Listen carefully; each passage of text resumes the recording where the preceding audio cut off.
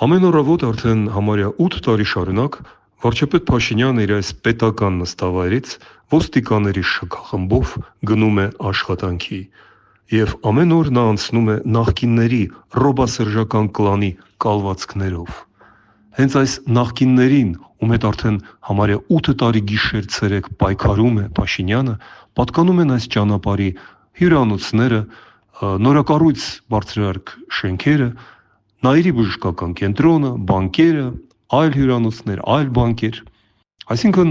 վարչապետ Փաշինյանը ամեն օր գործի է գնում ու գալիս Ռոբի ու Սերժի սեփականություն հանդիսացող ճանապարհով։ Եվ սա ընդամենը 1-2 փողոց է Երևանում։ Իսկ եթե հաշվենք ողջ երկիրը օլիգարխների մեջ 1-1 կտոր բաժանված սեփականությունը, Красавицы! Чьи это поля?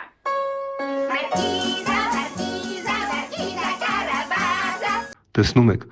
8 տարի շարունակ միայն դատարկ խոսքեր պայքարի մասին և ոչ մի բան չի փոխվում։